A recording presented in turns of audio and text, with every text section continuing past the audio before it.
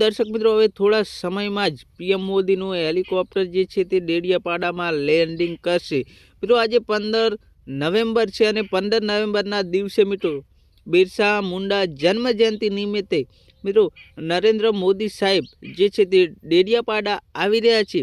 ત્યારે મિત્રો તેમનું હેલિકોપ્ટર થોડા સમયમાં જ લેન્ડિંગ કરશે અને મિત્રો ત્યાંના ધારાસભ્ય ચેતરભાઈ વસાવા જે મોદીજીનું સ્વાગત કરશે, પરંતુ તેમણે પણ પોતાના જે મત વિસ્તાર એટલે કે ડેડિયાપાડામાં જવા માટે મિત્રો તેમને ના પાડવામાં આવી છે અને જો જશે તો તેમને જેલ પણ થઈ શકશે। પરંતુ મારા ભાઈઓ, જે નરેન્દ્ર મોદી સાહેબ આવી રહ્યા છે અને તેઓ મિત્રો જે આ અમુક શરતો છે જે ચેતર વસાવાની તે રદ કરાવી શકે છે, કેમ કે ડેડિયાપાડામાં મિત્રો ત્યાંના ધારાસભ્ય જ હાજર ન હોય તો શું થઈ શકે, કેમ કે આદિવાસી સમાજના નેતા ચેતરભાઈ વસાવા સૌથી મોટા મિત્રો આદિવાસી સમાજના નેતા ગણવામાં આવે છે।